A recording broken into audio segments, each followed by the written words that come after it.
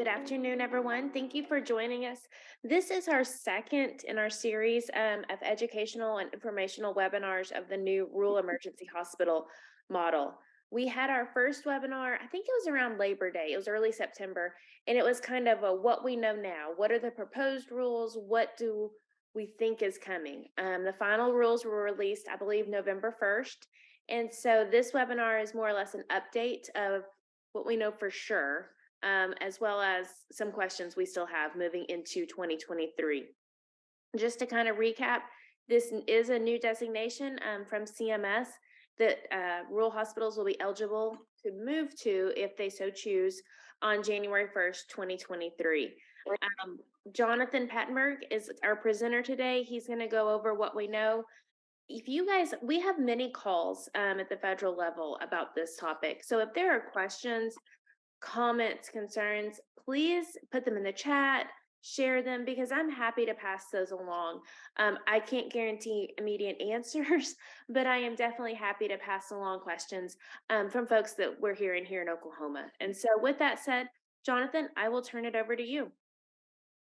Thanks, Laura. And as Laura had mentioned, there's been various presentations around the new rural emergency hospital. And what we want to talk about today is really how we got here. What is the foundation and things going to look like going forward? And really what I want to focus most of the time on today is the things that we need to think of from an operational approach. Again, it's easy to think of a new designation and look at that as a means to solve either our current issues or think that that's going to lead us to a path to solvency. But what we really have to do is we have to take into account that we have to operationalize any of those decisions of looking at going forward. Now, what I want to emphasize is there is no one size fits all to healthcare, particularly in rural environments. And this designation, just like many of the other ones, whether it's critical access hospital, PPS, Soul Community Hospital, rural referral center, I mean, take your pick of any of those designations. None of those are a solver for the issues that many of us are experiencing in healthcare.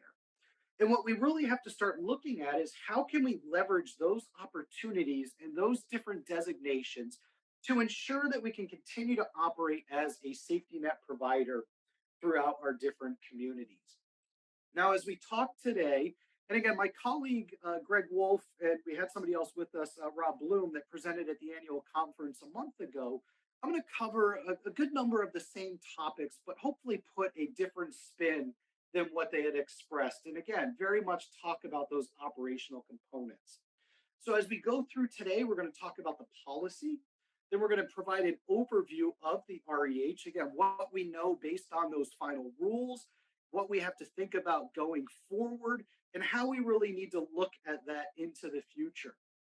Now, even though the final rule has come out, there are still many things that have yet to be decided relative to things such as 340B and what's the impact on that? And is there going to be legislative change to allow us to continue doing that going forward? You know, how are different things going to play going out? So even though this program can go into effect January 1st and we can start to pursue that designation, there are many things that have yet to be decided. And we're going to continue to see further guidance and interpretation over the coming months and years as they continue to push this program out. And think about it similar to the critical access hospital program. Even though that came out and it was a new designation, it took years of changes and constant updates before it got to the program that we know today. So again, don't think of the program in its totality as of now. We're going to continue to see changes for that program going forward. And then last, what we're going to have is, again, any type of questions or comments that you may have. Now, even in the state of Oklahoma, there's been various presentations, whether it's us, whether it's the Hospital Association, whoever else has given different presentations. And again, the purpose of today is to afford you or provide you with information to hopefully allow you to get a more concrete decision as to whether or not this may be something that you want to pursue.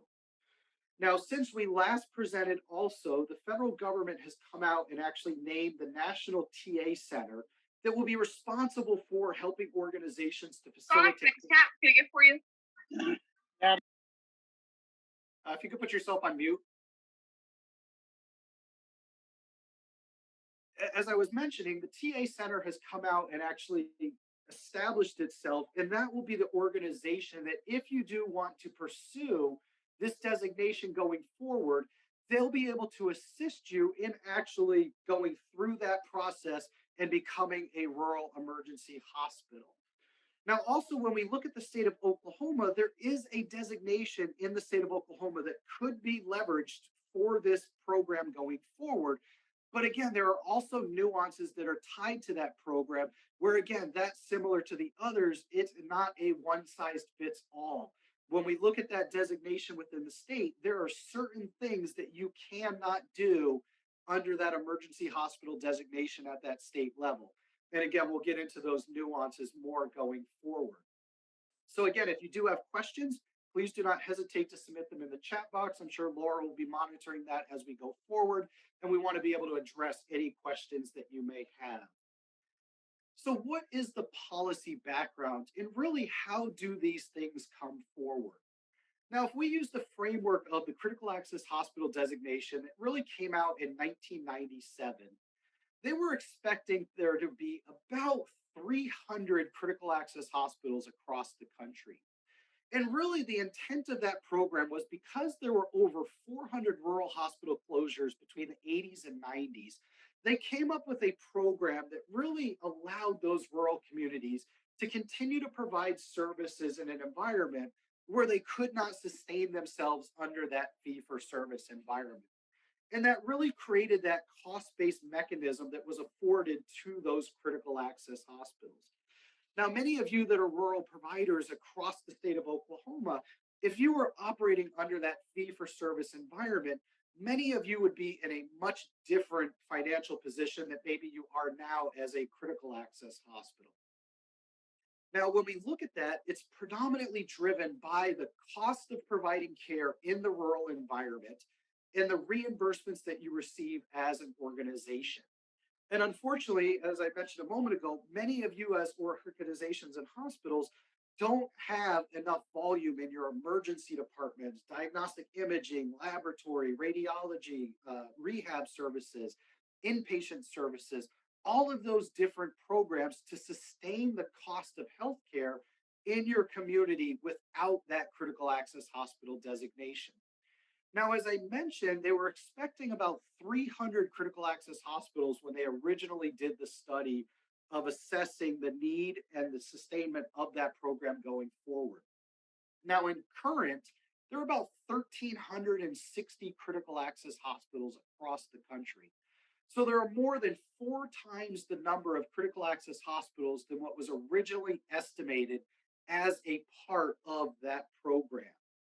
Now, if we were to look forward to the Rural Emergency Hospital Act at that program, the North Carolina Research Program identified 4 states, with Oklahoma being one of them, that were most likely to leverage that Rural Emergency Hospital program. And a lot of it had to do with the sustainment, the reimbursements, the financials, and all of those different programs, the proximity of hospitals to one another, and looking at all of those different factors across the state. Now, again, this was before the facility payment rate was set in 2022, which, as many of us know, is about $3.27 billion. But before that, they estimated and came up with about 67 hospitals that they expected to convert to this new REH designation. Now, if we were to compare this to the critical access hospital program where they're expecting 300 and now there's close to 1,400, if we were to look at this across the REH with there being 67 expected, nobody really knows what the future is for the number of REHs going forward. It could be the 67, it could be 300, it could be 20. Now, what's going to drive an overwhelming desire or push for many of these hospitals to pursue the REH is that set administrative payment that the REHs will receive. Now, when we think about it to that degree, that nearly $3 million is a significant amount of money that can help sustain and provide services to many of these rural communities. Now, how will that play out going forward? Nobody really knows what the dollar figure will be in the future and how that will trend going forward. but it does open the door to a lot of different hospitals as to how they want to look at this program going forward. Now, where are we in the timeline? Now, in September, we started to get basic information around the program and how it was going to look going forward. The TA center was recently identified. And January 1st of 2023, the REH designation goes into effect. Now, one thing that's important is this is a designation that we have to apply for with CMS. It's not something that we will automatically just flip to that new designation on January 1st. So if we end up applying for that program, we do have to go through that administrative process of actually converting from whatever our current designation is now to whatever our designation will be in the future. So again, all of those things will play out. Now, it's also important to note that because we are converting from a current hospital to this rural emergency hospital, it will require a lot or a significant amount of operational changes. Probably the one that comes to mind the most is around our inpatient unit. Now, under this rural emergency hospital, we're no longer going to be able to provide acute care services, and we're going to be limited on the observation services that we can provide.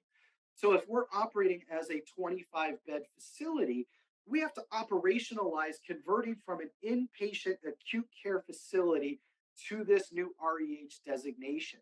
And we would have to do that at the time that we actually convert to that new designation. So this is something that's very important for us to think about, is not just actually getting that new designation itself, but all of the different factors that we have to take into account when we look to convert to that new designation. Next, I'm going to go over a brief overview of the program itself. And what we're going to talk about is which are the eligible hospitals, what are the requirements, how are they reimbursed, and all of these different factors going forward. Now, again, I just want to keep re-emphasizing as we talk through today, this is not a one-size-fits-all approach.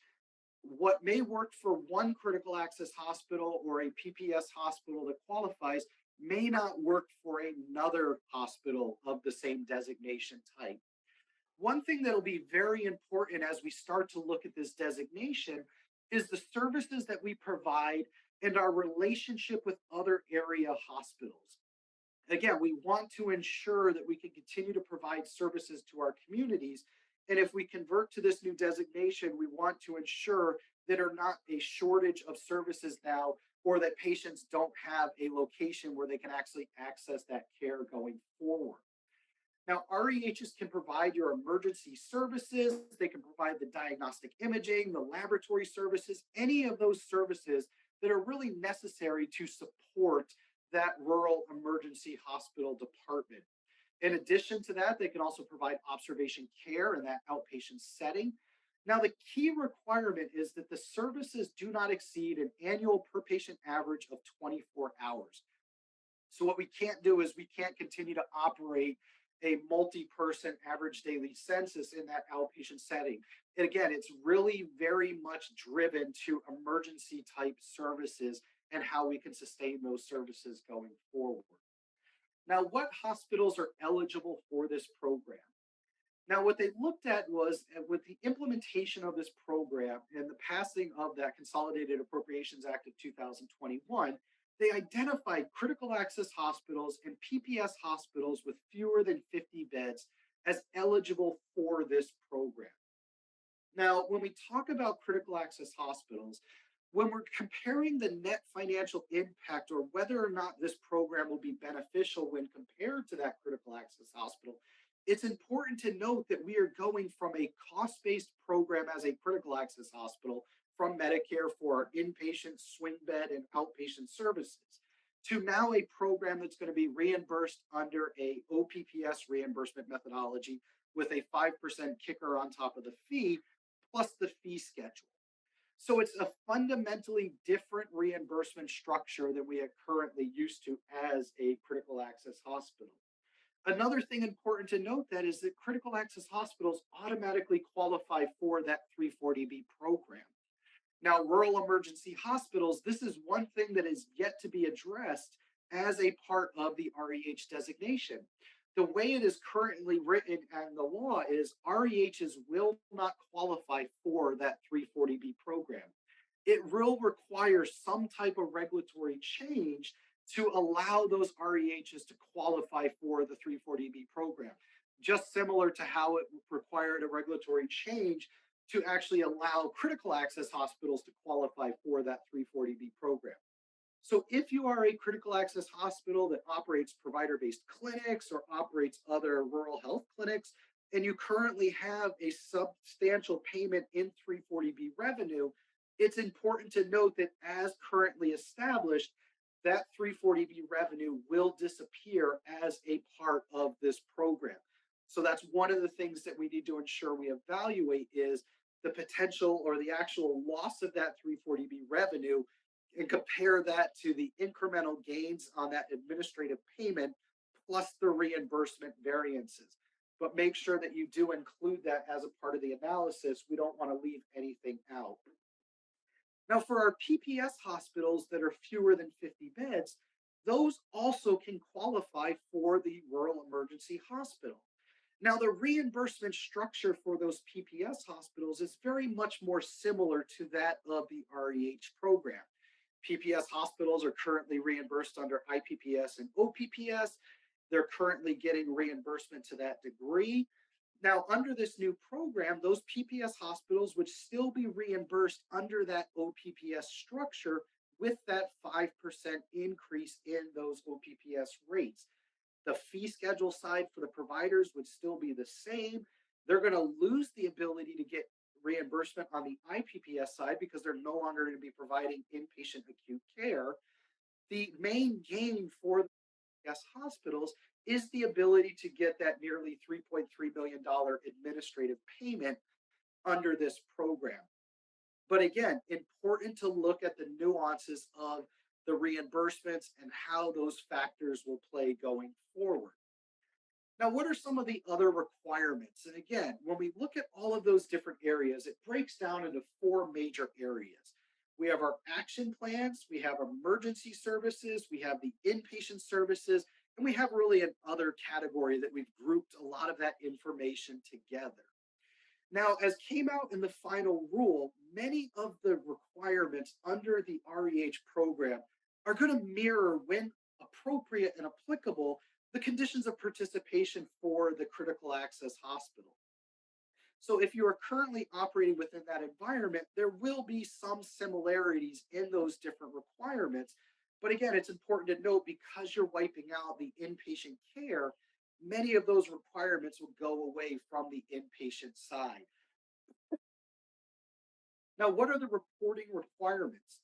Now, REHs that are going to seek this designation or hospitals that are going to seek that REH designation must have identified and created a specific action plan to identify and draft out the steps for how they're going to provide those emergency services going forward. It must address how they are going to maintain the current services that they're providing, how they plan to expand services if necessary to fulfill those emergency service requirements, but also the specific action plan as to how they are going to modify and discontinue services that they're currently providing. And again, many of those services are predominantly around those inpatient services. Now, when we look at the Oklahoma requirements, and again, I'll get into this in a few moments, the emergency hospital designation currently within the state of Oklahoma has certain services that you cannot provide under that emergency hospital designation. So it's important to note that as we're drafting these action plans, that we don't look at it just from a Medicare perspective or just from a Medicaid perspective. We have to look at the program, the services that we're providing across Medicare and Medicaid to ensure that we do not put ourselves in a poor position. Again, we do have to get licensed from the state of Oklahoma in addition to applying for this designation from Medicare. So we don't want to create an action plan that doesn't meet some of those requirements and puts us in either non-compliance at the Medicaid level, state level, or non-compliance at the Medicare level. What we also have to identify is specifically how we are going to leverage that $3.3 million facility payment. Now, I know many of you are probably hoping that this is just money that would be given to your facility and there'd really be no accountability to those dollars. But we have to identify specifically how we're going to leverage those dollars going forward. Now, some organizations may leverage it to provide ambulance services, some may leverage it to provide coverage for our emergency department. There's really not a ton of prescriptive language around getting very granular as to how we're going to leverage those dollars, but we must identify how we're going to leverage those dollars going forward. Now, one thing I also want to emphasize, I also just mentioned ambulance services a moment ago. If we are a critical access hospital that has an ambulance program that is currently cost based under our critical access hospital, meaning that there's no other ambulance service within that 35 miles to meet that requirement, under this new REH designation, those ambulance services will go back to fee for service reimbursement. So you would no longer receive cost based reimbursement for that ambulance. And actually, that's one of the ways that if you looked in the guidance or actually in the proposed rules, they talked about how you could actually leverage those dollars to help cover those ambulance services going forward. So, again, take into account all of these different things. The services that are provided at one facility are vastly different than another facility, and the impact on your organization and the continued delivery of services will change going forward if you look to implement this REH program. Now, the next area is really around those emergency services. Now, you have to meet certain staffing requirements similar to a critical access hospital or PPS hospital that has to meet staffing requirements. But specifically to that REH, you have to meet staffing requirements to qualify for that REH designation. Now, it has to be staffed 24 hours a day, 7 days a week. It has to be staffed by a physician or an APP that has the credentialing and the licensing and all that to actually provide those emergency care services on a 24/7 basis. And it also has to meet other staffing requirements as defined in those guidelines. So again, we have to ensure that we have the diagnostic imaging, we have to have the laboratory services, we have to provide those other services to be able to supplement and truly provide emergency services going forward. Now, similar to smaller rural hospitals, this is not to say we need a neurologist on staff or other specialty type providers. This is really saying that we have to have the core staff and nursing staff and providers in place to provide truly those critical emergent services in place at that time. What we also have to do is have plans built in place to have those transfer agreements in place. If a patient presents with a head trauma and we don't have inpatient beds or we don't have those services, we have to have the ability to send those patients to another facility. So all of those things have to be taken into account if we wish to pursue the REH designation. Now, I'd say one of the biggest things that pops out as a part of this REH is it prohibits the ability of your organization from providing acute care inpatient services. Now, there are some exceptions to this. We can provide post acute care services in a dedicated SNF. Now, for our organizations that are currently providing swing bed services, particularly under a critical access hospital that's cost based, once you provide those services going forward, those swing bed services will no longer qualify for a cost based reimbursement. In fact, you would be establishing it as a dedicated SNF under that REH going forward. Now, on an inpatient side, as I mentioned earlier, you cannot surpass an average patient length of stay or AOLS of 24 hours. So, very important that we meet these different criteria. So, as I emphasized earlier, also, as you know, the theme is coming forward. We are moving from cost based reimbursement for a substantive portion of our business under a critical access hospital and moving to this new fee for service reimbursement model under the REH with that $3.3 million administrative payment. Now, the other thing we have to take about in the other areas is we really have to look at how this plays out across the state of Oklahoma and how it looks at going forward. Now, as mentioned, the state of Oklahoma does have an emergency hospital designation, and it's contained under 310.667 subchapter 40, and it goes through all of the different requirements. I believe there's 18 or 19 different sections buried within that subchapter 40. And it goes through all of the Medicaid or the statewide Oklahoma requirements around that emergency hospital designation. Now, in addition to meeting those requirements, again, we have to meet the Medicare requirements also. Now, when that Consolidated Appropriations Act of 2021 was passed, in there it stated clearly that the Secretary of HHS can also go forward and establish a number of other requirements that would be applicable to this REH designation. Now, many of those came out in the final rule that came out in November, earlier last month. But even though many of those requirements have come out, there are many things that have yet to be decided that will be instrumental in the continued success of this program going forward. As I mentioned, it will mirror, when possible, the CAH conditions of participation, but there will also be other requirements that will be in place as we continue to go forward. Now, what will be the requirements relative to the submission of quality data, transfer agreements, if we're a trauma center now and we're not a trauma center in the future, and how will we look at going forward? All of those things will play into how we continue to operationalize this going forward. Now, one thing that was finalized that's important to note, because I know many of the hospitals in Oklahoma operate rural health clinics, it's important to note that for the purposes of the grandfathering provision under that rural health clinic program, if a hospital converts to the REH designation, they will be able to maintain that grandfathering provision as a rural health clinic.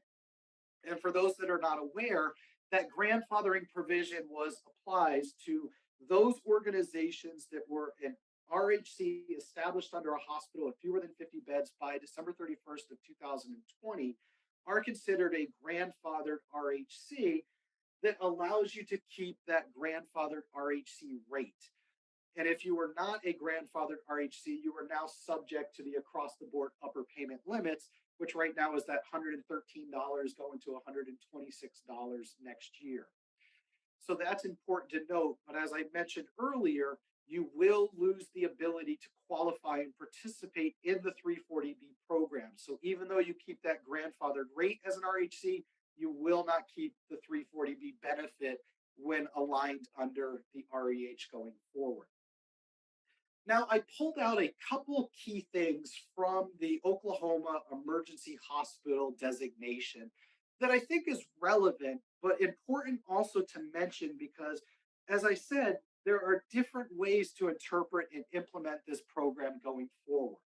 Now, under the state of Oklahoma, the emergency hospital designation provides 24/7 stabilization and treatment services at that facility. Now, one thing that's important also to note is that facility has to be the sole provider of hospital services in the community. Now, I haven't seen much more guidance because when we look at relative to critical access hospitals in other areas, and we look at the proximity of those hospitals to other facilities, it'll be important to note to get final definition or clarification before you apply for the REH designation with Medicare that you ensure that you are truly the only hospital that would be within that community. Again, you don't want to jeopardize yourselves and not be able to meet that requirement. Now, one thing that jumped out to me, because I know many smaller hospitals, particularly for our PPS hospitals that are fewer than 50 beds, many of you are either providing OB services or non-emergent surgical services within your community and within your hospital.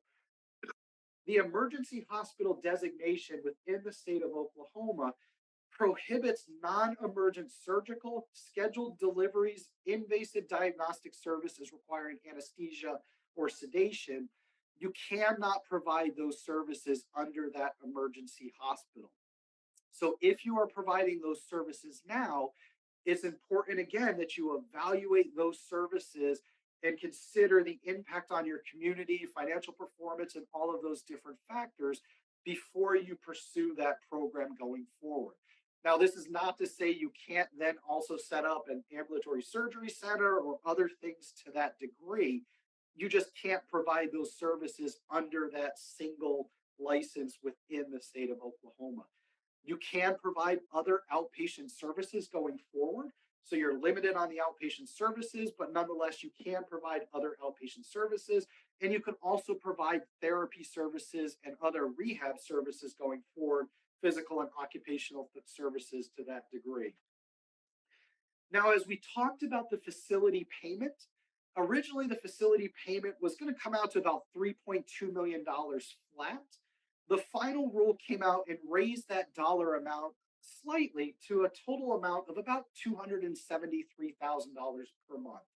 So that comes out to about $3.3 million per year that you will receive as a fixed payment under the REH designation. Now, for REH services that you provide, you will be reimbursed under OPPS rates plus a 5% increase on top of that going forward. Now, when you think about OPPS rates for our critical access hospitals, that's really covering the facility component of those reimbursements. In addition to that, you will still be able to bill for the fee for service revenue for the providers themselves, whether it's the APPs or the physicians. Now, for our critical access hospitals that are currently doing method 2 reimbursement, where you have decided and elected to bundle those claims for reimbursement from Medicare, where you're actually getting that increase, that 12% increase on top of the fee schedule by submitting a single consolidated claim, by converting to this REH designation, you will now separate those out going forward. And it's important to note this because APPs actually get 85% of the fee schedule for the services that they're providing when compared to a physician. So you can end up having that loss in reimbursements on the fee for service side, in addition, when comparing that to the critical access hospitals. So again, it's important to note all of these different nuances as we're looking at the designations and the impact on reimbursements going forward. So, what are the operational considerations that we have to take into account? Again, when we look at these programs, it really comes across several different areas. We have to evaluate the impact to our people, our physical assets, our support functions, other considerations, which is again that kind of cash impact or that collective impact. And then the last, which is also significantly important, is the cash flow on our organization. Again, we need to ensure that we financially perform an ability to continue to provide these services going forward.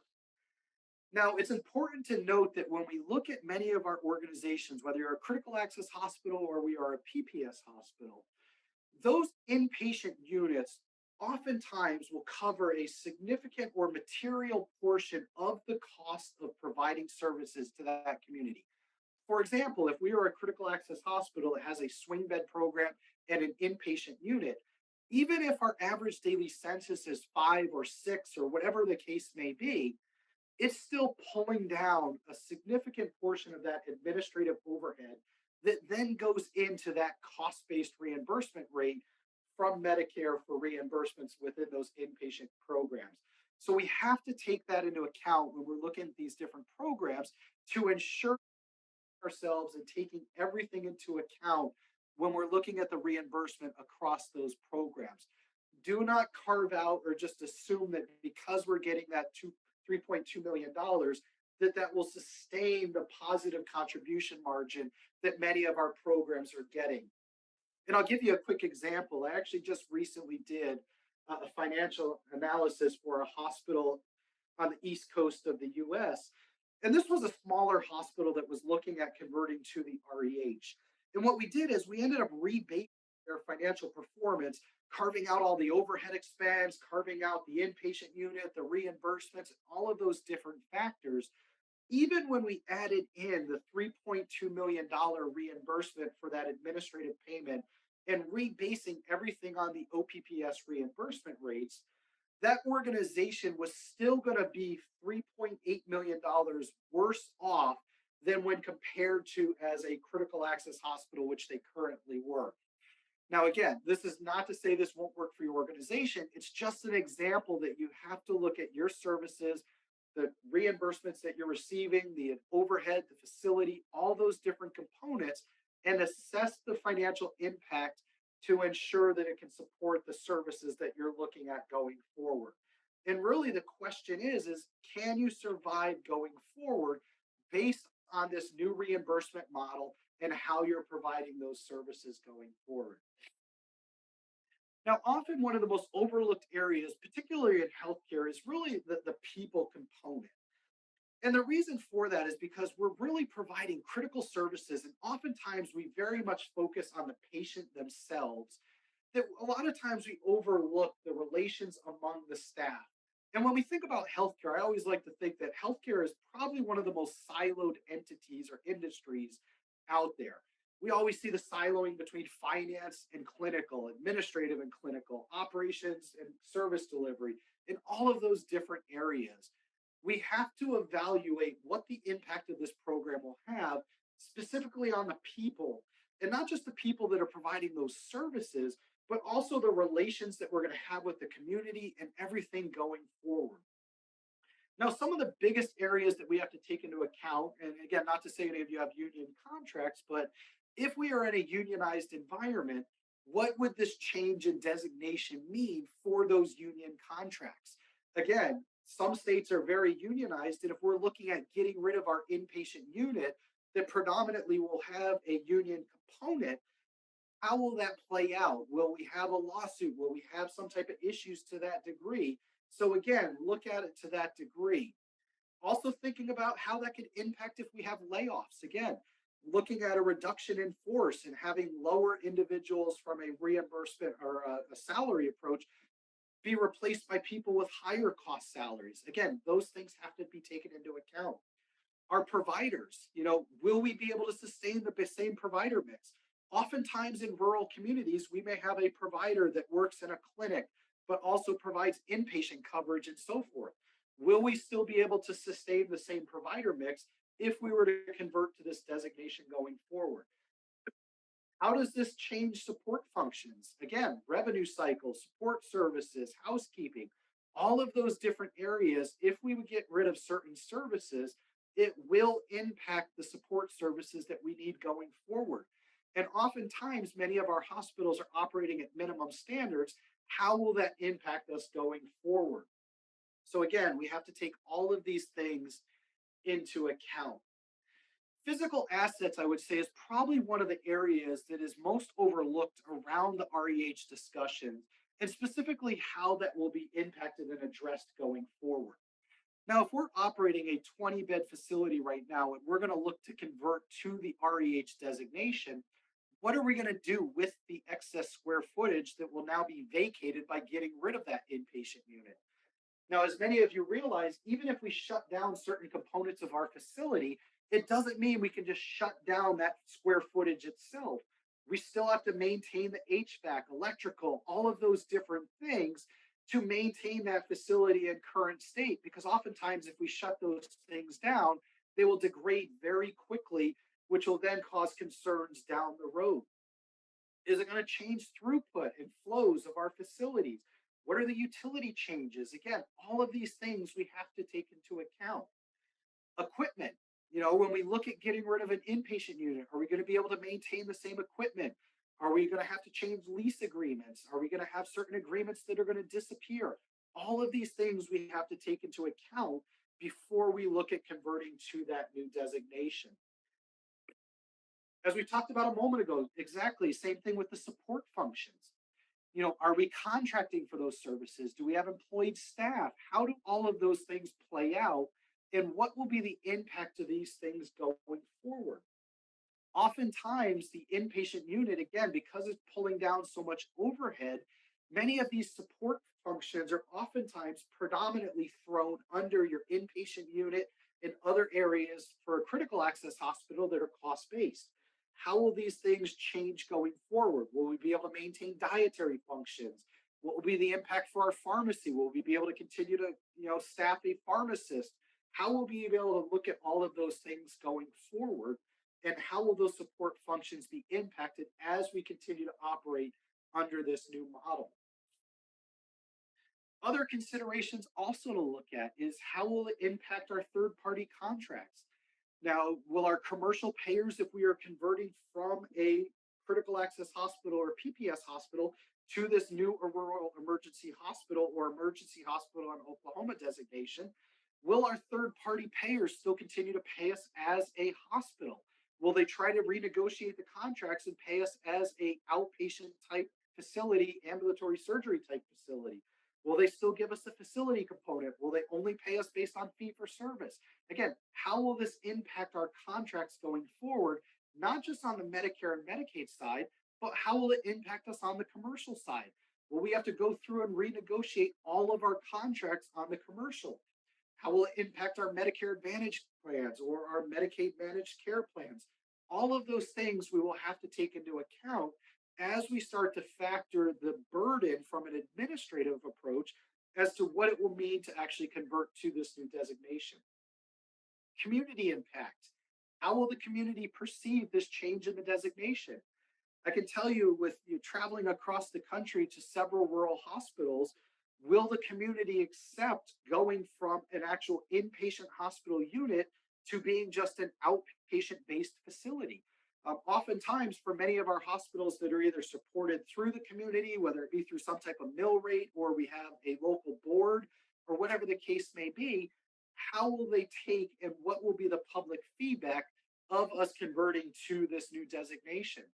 Same thing. How will the public take, since many times the community itself is the one employing or supplying the staff for that hospital? How will a reduction in force be seen by the community also going forward? So, all of these things have to be taken into account. Now, the last area really is around the cash flow. Now, as we look at this program going forward, cash flow is really often what's going to dictate the ability to sustain this program going forward. Now, if we're able to convert to this and it improves our cash flow, we have to ensure those funds are able to support those services going forward. But we also have to take into account the impact to the volume changes, the expense changes, discontinuation of certain programs such as the 340B program, cost-based reimbursement on the swing side, all of those different things we have to take into account and actually project the impact of the cash flow going forward. Also, too, what we have to look at is if we get rid of certain programs that are causing the securement of certain debt, maybe we built a new inpatient facility and through that, we then went out and secured debt and collateralized that building to provide those services. Will we be in default of any of our terms if we get rid of certain services that then could cause either a debt recall or some type of calling of that debt going forward? Same thing with equipment leases. All of those things have to be taken into account. So if we are looking at this designation, start to categorize all of these different areas and start to pull this information together. And really the hope is that if you're considering this designation, you want to make an informed decision going forward. The worst thing an organization could do is to convert to this designation and then find out it was the wrong decision going forward. And that it puts them in a position that you're no longer on a financially stable position and that you are insolvent or somehow not able to continue to provide those services going forward. So, what is the path going forward? And what really are we waiting for as information from either the federal level or the state level, or how we're looking at that going forward? Now, when you think of your organization, you really have to consider performance, scale, and system. And because there is not that one size fits all approach, when you're evaluating these different services, you have to evaluate it both in the totality of your community as a whole, but also the impact potentially on a system at larger.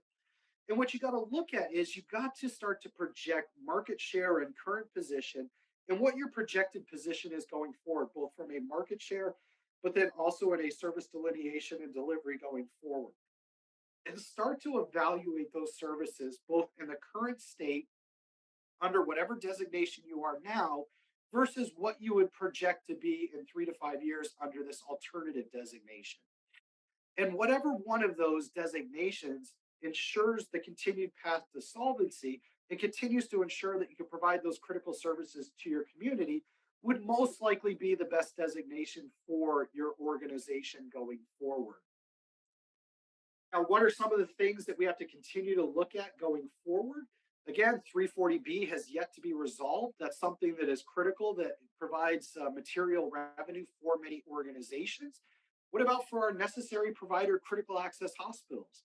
Will you be able to convert and get that grandfathered necessary provider designation back? Now, I know CMS has come out and said you can convert back to a critical access hospital or to your prior designation. But if I was a necessary provider, I would want assurances that I could continue to convert back to a necessary provider grandfathered critical access hospital and do not have to meet those current distance requirements.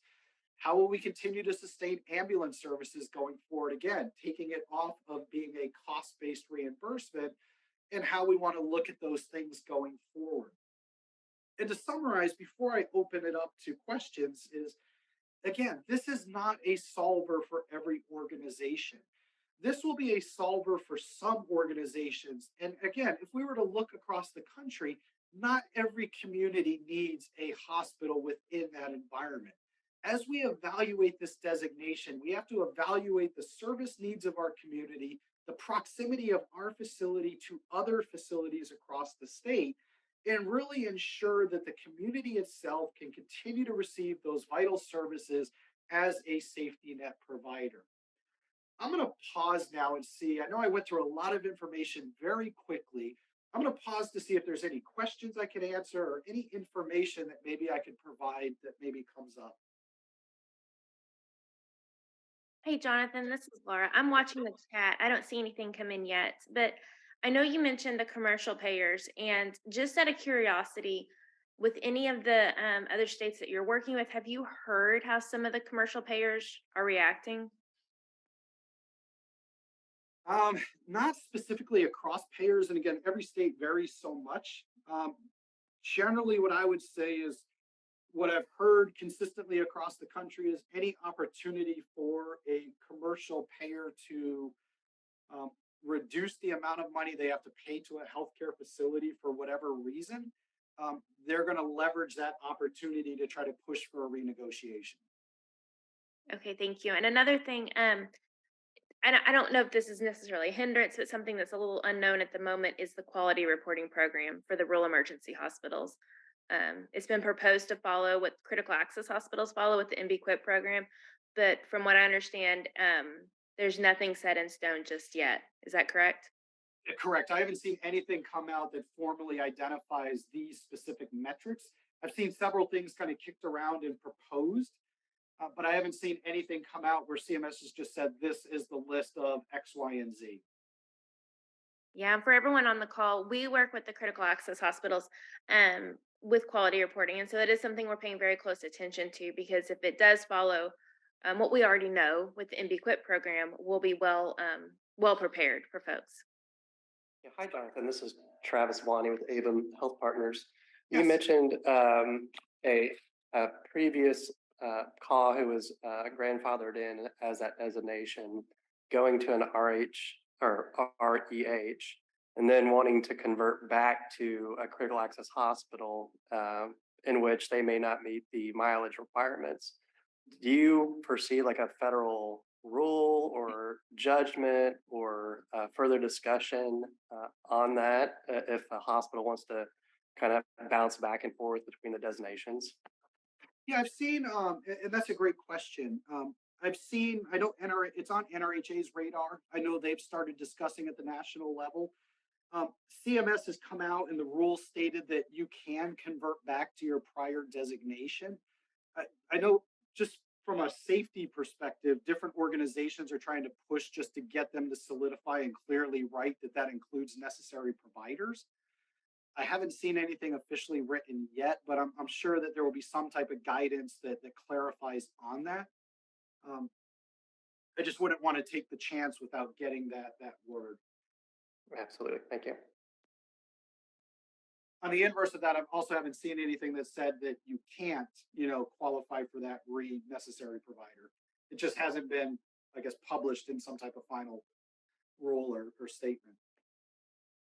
Are there So any other questions? Sorry, Jonathan, go ahead. No, I was just gonna say, not seeing any other questions is gonna turn it back over to you.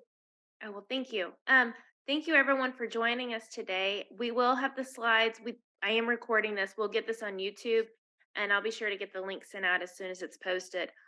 One thing to follow up though, as Jonathan mentioned in late September, there was a National TA Center awarded by HRSA, and it's the Rural Health Redesign Center out of Pennsylvania. And we are working to get a webinar set up with them as an introduction of who they are, the services they provide, and that sort of thing. However, if anyone on the call or in general has more questions or would like more information or would like an introduction with the Rural Health Redesign Center, please let me know. I'm happy to set something up. So with that said, thank you all for your time and everyone have a great day.